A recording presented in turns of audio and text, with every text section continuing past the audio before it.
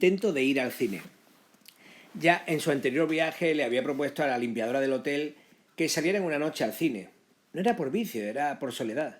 Porque en los viajes la soledad le desquiciaba, bajaba del quicio, lo desmontaba. Seguía siendo el mismo, pero en dos partes, por una la puerta y por otra el quicio. No quería follar con ella.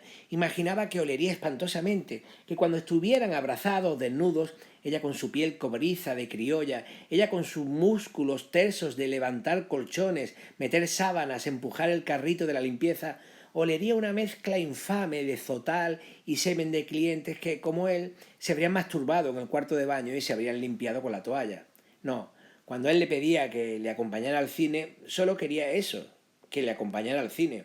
Y si luego había que follar, bueno, se taparía las narices y tiraría para adelante, pero solo por el cine.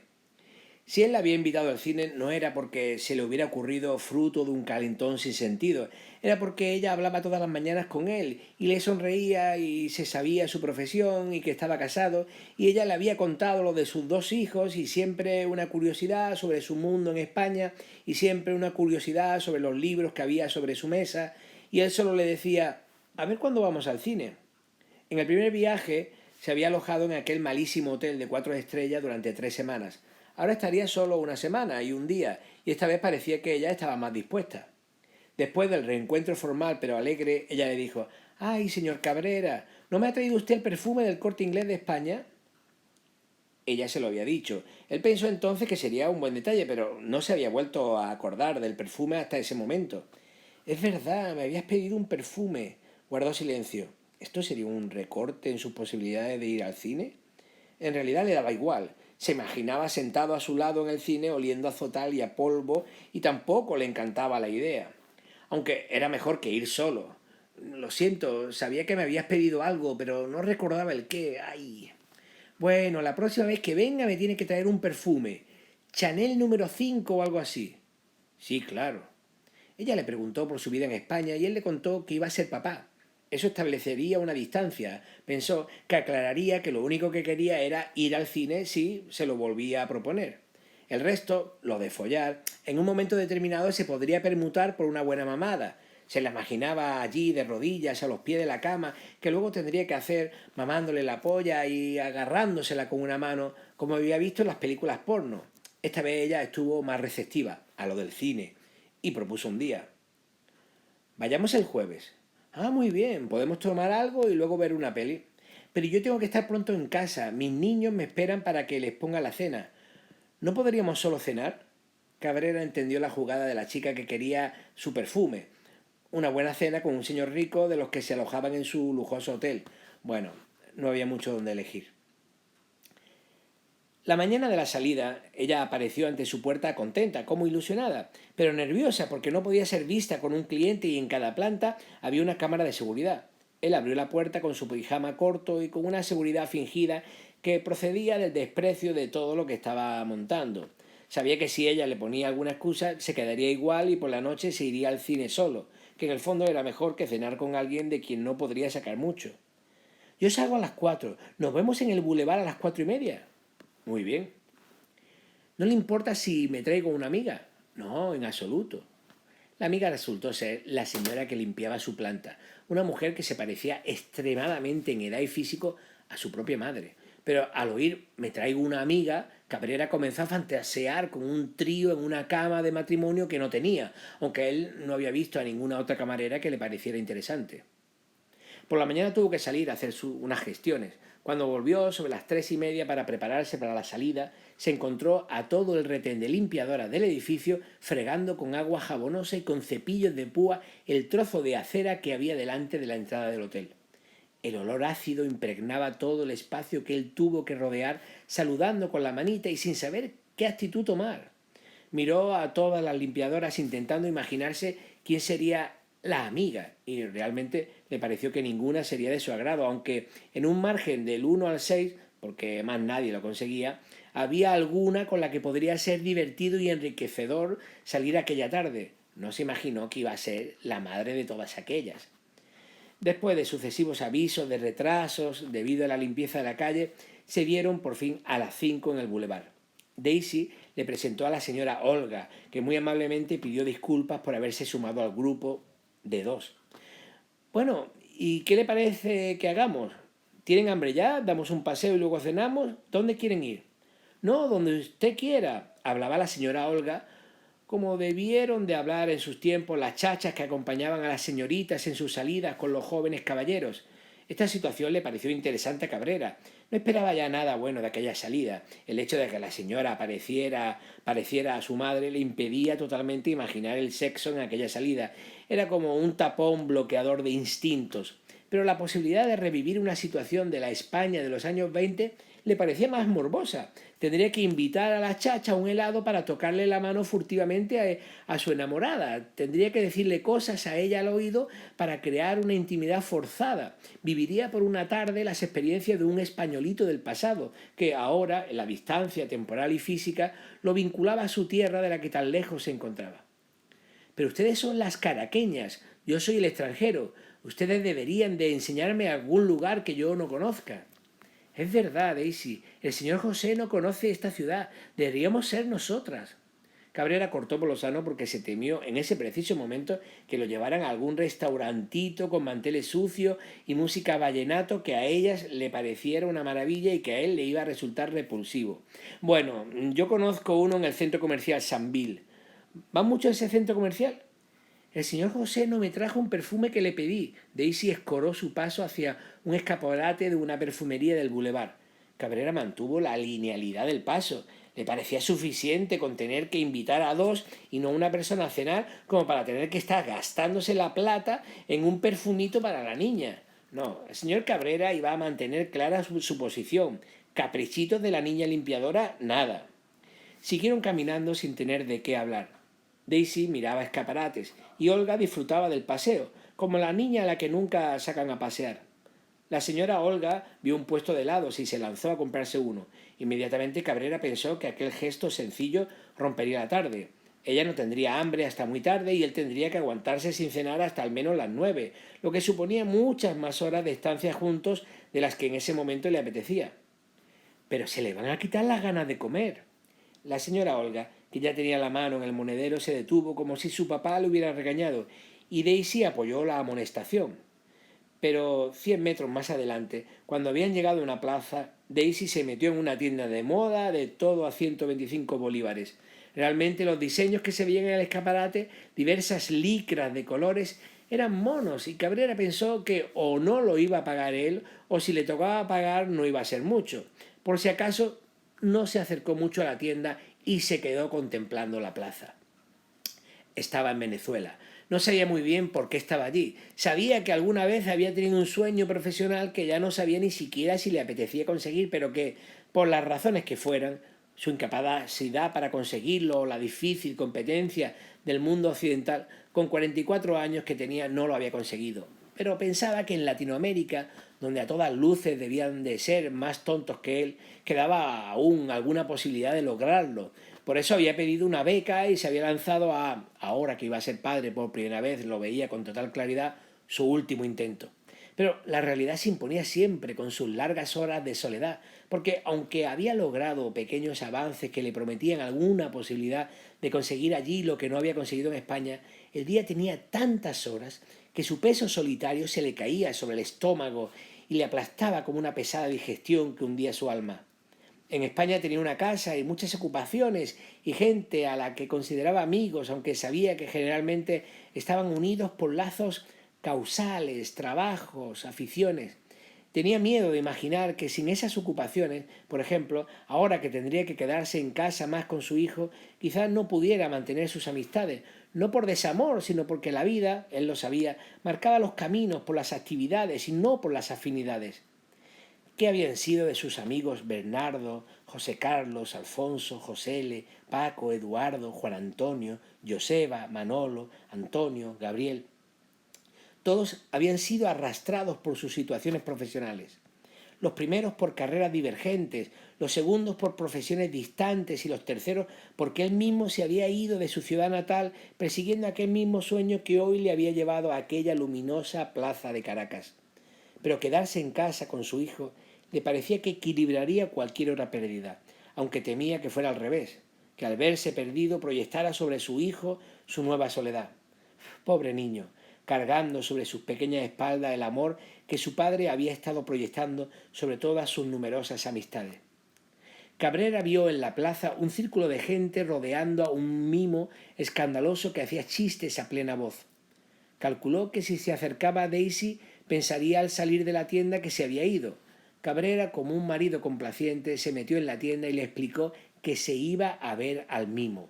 Ella le contestó como una esposa habitual: «Sí, ve, ve, ahora vamos». La gente tenía ganas de reír.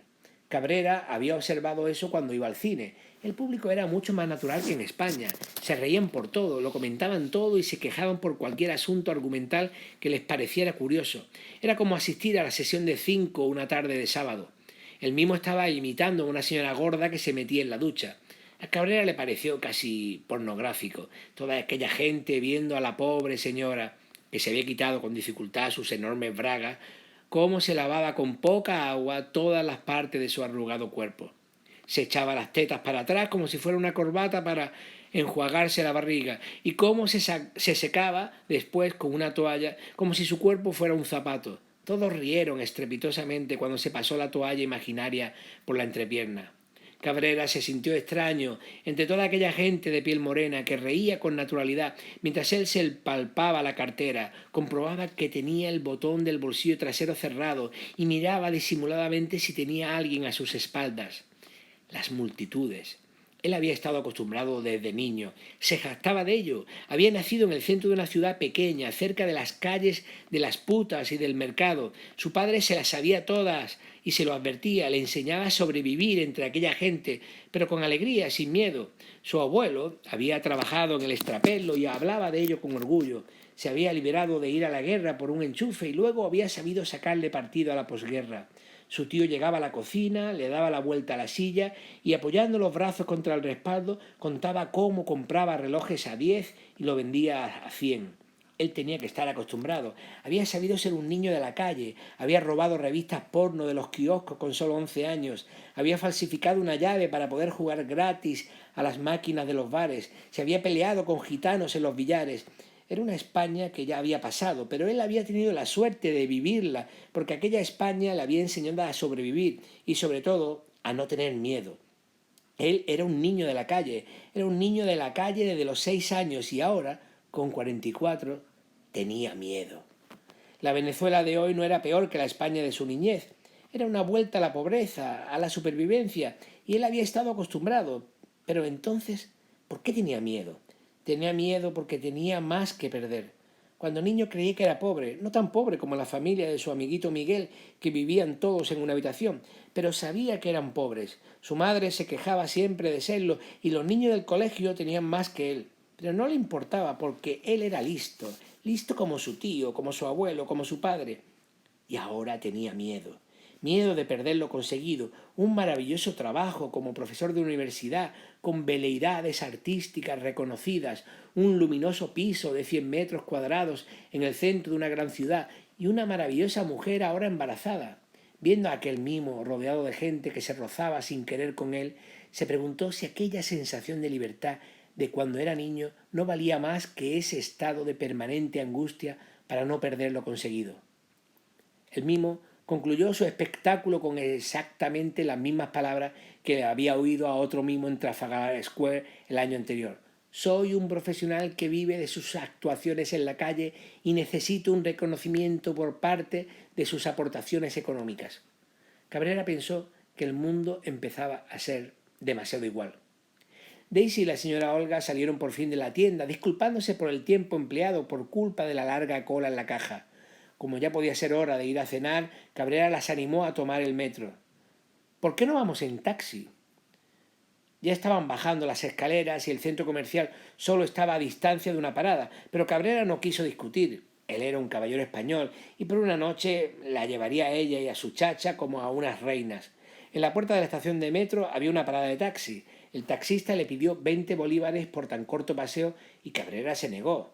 Ellas lo comprendieron y allí iban por mitad de la calle el caballero español y sus 2 damas buscando un taxi que no estuviera en la parada y que les cobrara al menos 5 bolívares menos. El restaurante Era bueno y elegante, casi lo único con estilo europeo que había visto en las semanas que había estado por allí. Se llamaba La Notion du Entrecôte. A ellas les encantó, pero se empeñaron en comer pescado, y de pescado solo había salmón en dos estilos distintos. Lo pidieron. Daisy miraba hacia todos lados, quería disfrutar del lugar en el que se hallaba. Por el camino había dejado caer que lo que les cobraba el taxi era lo mismo que ellas ganaban en una semana. Y por eso Cabrera, el señor José Cabrera, empezó a sentirse como un misionero en tierras americanas, alimentando por un día a dos indígenas pobres y esclavizadas. ¿Y usted tiene hijos, Olga? Ay, sí, Dios me los bendiga. Un hijo de 18 años. Una edad difícil, ¿no? Ay, no, mi hijo es buenísimo. Nunca ha sido malo ni rebelde. Todas las noches me acuesto con él. Nos damos la mano y él empieza a contarme toditas sus cosas. Lo que ha hecho en el día, las cosas que le preocupan. ¿Y qué hace? ¿Estudia o trabaja? Ay, señor José, él está terminando el noveno y ya el año que viene va a entrar en la universidad. Ah, muy bien. ¿Y qué quiere estudiar? Pues ahí andamos, que no sabe si hacer una carrera profesional de electricista o estudiar historia. A él le encanta la historia, se lo sabe todo. Empieza a contarte que si Simón Bolívar llegó aquí o allí, en este año o en el otro. Si ve una iglesia, le dice de qué año es. Historia, que estudie historia. Esa es una carrera maravillosa. La gente que sabe historia comprende mucho mejor la realidad que cualquiera de nosotros. Saben por qué están ocurriendo lo que ocurre. ¿Y tú, Daisy, tienes hijos? Sí, uno de 13 y otro de 19. Daisy calculaba sus palabras. Con total seguridad quería contarlo todo, pero no se atrevía. Todavía estaba fascinada mirando el lugar en el que se hallaba sentada, calculando posiblemente lo que costaba todo con relación a su sueldo. La copa de vino igual a una semana de trabajo, tenía que disfrutarlo, calculando qué poco le costaría echarse un novio o un amante español y vivir así todos los días, con Chanel número 5 y vino blanco de calidad. ¿Qué horóscopo eres tú? Cabrera se sintió descolocado. Seguro que había una historia familiar complicada y de pronto saltaba al horóscopo. Pero bueno, si quería disfrutar de la noche, él tenía que romper la paz. La paz del respeto no llevaba a ninguna parte, y su apostolado europeo, los grandes valores de la ciencia y la razón, no debía de perder una noche como aquella y un auditorio como aquel. Entonces le dijo sabía que en España no sería nada, solo una brisa en una conversación, pero ahí en Latinoamérica sería un huracán. No creo en los horóscopos, de hecho. Ahí venía, no creo en nada. La señora Olga sonrió forzadamente, con una sonrisa infantil. Daisy apretó el gesto. ¿Pero en qué fecha naciste? Soy cáncer. ¡Claro! Cabrera esperaba ese claro como se espera un gritito apagado después de oír el zas de una trampa de ratón, con automaticidad. Si dices el horóscopo, los otros caen sobre algún tópico. En su caso era la luna, los cambios de carácter, la volubilidad, la ensoñación. En ese momento, Cabrera lo sabía, ellas estarían recordando a algún vecino del mismo horóscopo. Era Cáncer Wilfredo, el borracho que se cayó por las escaleras. Era Cáncer, el antiguo novio de Miley, el que se drogaba con peyote. Uy, los Cáncer. Pero no creo en eso. De nada servía. Daisy miró con complicidad a la señora Olga. Cabrera intentaba leer en la cara de Daisy cuál era la compatibilidad entre los Cáncer y lo que coño fuera ella. ¿Y tú de qué signo eres? Capricornio. Pero para Cabrera eso solo significaba algo relacionado con una cabra. Los demás elementos que constituyeran los valores intrínsecos de Capricornio le eran totalmente desconocidos. ¿Y usted, Olga? Yo soy Sagitario. Por eso me llevo también con Daisy y por eso soy la orientadora de todas las chicas del hotel. Todas me piden consejo y yo, gracias a mi Diosito, las mantengo en el buen camino. Pero eso es gracias a Dios o gracias a ser Sagitario. Ay, señor Cabrera, todo es gracias a Dios, pero los Sagitarios somos buenos consejeros. Ah, espero más intervenciones de ella, pero no la hubo. Él metió baza. Yo creo que si usted es buena consejera es porque es buena persona y una buena madre y una mujer con experiencia, pero no por ningún dios ni por ningún... Buscó en su cabeza qué animal representaba el Sagitario para mofarse, pero no lo encontró. Horóscopo. Pero Dios me ayuda constantemente. Cuando mi marido me abandonó, yo me aferré a él. Le dije, Diosito, Diosito mío, no me abandones ahora. Y después de unos cuantos meses me recuperé. Pero primero Dios le permitió que usted soportara a su marido. ¿Él le pegaba? Al final sí, pero es que tomaba mucho. O sea, que primero Dios deja que su marido se haga un alcohólico, luego deja que le pegue, luego deja que la abandone a usted y a su hijo, ¿verdad? Ella sintió. Y luego es quien le salva y le da fuerzas para salir. Ese me parece un Dios un poco... Cabrera sonrió para quitarle peso a la palabra que iba a decir. Sádico. Ay, no, pero Dios no tiene culpa de las cosas malas que pasan. Ah, claro, él solo se apunta a las buenas. ¿Usted cree realmente que Dios puede intervenir alguna vez en algo porque usted se lo pida? Claro. Bueno, pues si es así, ese Dios o no es bueno o no es omnipotente. El clásico argumento de Cabrera sacado de Leibniz y que le encantaba utilizar para poner en aprieto a sus interlocutores. Porque si puede intervenir, si la puede ayudar, aunque sea en lo más mínimo, ¿cómo puede estar dejando que haya tanta injusticia en el mundo? Tanta pobreza en la gente que precisamente menos se lo merece, la más humilde, la más buena. Y tú, Daisy, se dirigió a ella. Estaba cansado de hablar con la señora. Quería saber de la que ya nunca iba a ser su compañera de cine ni su amante. ¿Tú también crees en lo sobrenatural? Yo lo he vivido. Dios era grande, pensó Cabrera. Ahí había una historia, una buena historia, y él quería saberla. Se la merecía. Se había quedado sin cine y necesitaba un sustituto potente. Pero debía de andarse con pies de plomo. Tendría que sacarla, porque ella no parecía estar dispuesta a seguir contando. Comieron el salmón y la carne, y Daisy le pidió permiso para comerse el trozo de carne que no se comió Cabrera. Cabrera la vio comer con corrección, pero sin tregua, y se puso a pensar en ella y en quién ella era. Una mujer bella, fibrosa, tersa, con una bonita sonrisa. 10 generaciones atrás, a su abuela, a la 10ª, le debieron mirar los dientes al ser vendida después del viaje desde África, y eso convenció al cabrón del español que la compró y que se la folló. Y varias abuelas después, un indio de la zona, se folló a la mestiza, creando una criolla mezcla de negra, de español y de indio, cuya bisnieta estaba ahora comiéndose las sobras del plato del español, que por cierto también se la quería follar. Cuando salieron del local, Cabrera propuso ir a comprar un helado. La señora Olga se entusiasmó. La velada aún no había terminado. Los tres caminaban por el centro comercial casi en fila india.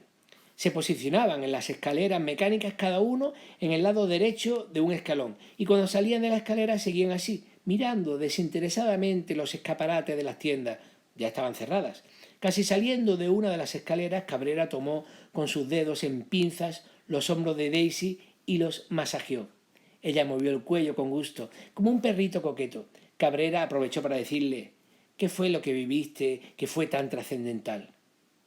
Fue en España. ¿Estuviste en España? No lo sabía. Cabrera vio cerca el puesto de helados y prosiguió hablando de España. No quería ser interrumpido, lo mejor, por la señora Olga pidiendo su helado de dulce de leche. Había estado en una zona cercana a Valencia cuando tenía solo 17 años. Estuvo en casa de un argentino. Allí había pasado todo. Se compraron el helado y siguieron caminando desinteresadamente. El centro comercial es el más grande de Caracas y uno de los más grandes de América del Sur. Las tiendas, la mayoría de lujo, mostraban lo que casi nadie podía comprar, y sin embargo siempre estaba lleno. Cabrera pensaba que la gente iba a pasear por allí para imaginarse unas vidas que nunca podrían alcanzar. O sí, y ese era el plan del capitalista: soñad con esto, trabajad para conseguirlo y seréis mis esclavos. Se practica mucho la santería en España. ¿Qué dices? No he oído hablar en mi vida de que haya santería en mi país. Hay mucha, en la costa sobre todo. Nunca he pasado más miedo en mi vida. No sé qué invocaron, pero el hecho es que yo allí visité otros mundos. Estuve en lugares que, te puedo asegurar, no eran la Tierra. ¿Te hicieron algo? Tú eras muy jovencita. No, o no lo recuerdo bien. Pero debió de ser algún tipo de droga, algo que había en el ambiente. No, eso seguro. No lo puedes saber. Pudieron echarte algo en la bebida. ¿Abusaron de ti? Daisy guardó silencio. Estaba intentando recordar. Cabrera veía que ya estaba en ese momento, más de 20 años después, intentando comprender, racionalizar aquello que le había ocurrido. No, aquello fue verdad. Yo estuve en otros mundos. Siguieron caminando en silencio, apurando su helado. Cabrera intentaba imaginar. Daisy intentaba reconstruir. Cabrera volvió con su materialismo. Pudo ser solo el efecto de una droga fuerte que te pudo hacer viajar por otro mundo, pero no son más que sensaciones. Pero yo seguí viéndolo. Aún hoy sigo viendo de vez en cuando esas imágenes y yo sé que de aquello quedó algo en mí. En mí hay algo negativo. Yo creo que tengo el maligno dentro. No debes pensar mal de ti. Y puede ser que fuera una droga que te quemara muchas neuronas y te dejara alguna secuela. Deberías ir a un médico. Para que me considere loca, gritó. ¿Qué crees? ¿Que soy esquizofrénica? Puedes tener brotes temporales esquizoides, sí, ¿por qué no? Pero después de tanto tiempo seguro que eso se cura. Tendrán un buen protocolo de actuación para estos casos. Ella le miró extrañada, como si un espía le hubiera sido enviado por las fuerzas del benigno. Mordió el último trozo del cucurucho que aún tenía helado. Debo irme. Mis niños están esperándome en casa sin cenar. ¿Pero qué edad tienen? A Cabrera le liberó el cambio repentino de conversación. 17 y 13. Bueno, pues ya se podrían hacer la cena solitos. Ellos nunca cenan si yo no se lo preparo. Pues estarán hambrientos, son casi las 11.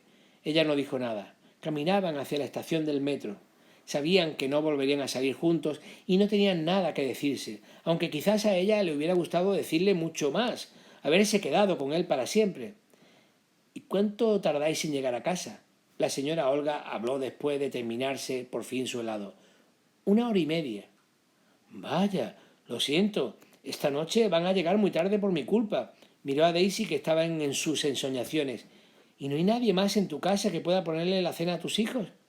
Mi padre vive en el piso de abajo. Nosotros vivimos los tres en una habitación, pero tiene hornillo y una nevera pequeña. Pero mis hijos son muy respetuosos y no bajarán a cenar. Vaya, tendrán mala conciencia. Hoy tú cenando por todo lo alto y ellos esperándote con hambre. Daisy sonrió. A Cabrera le sorprendió su sonrisa, pero le agradó que su broma macabra no hubiera tenido efectos negativos. Se preguntó, de hecho, por qué había dicho aquello.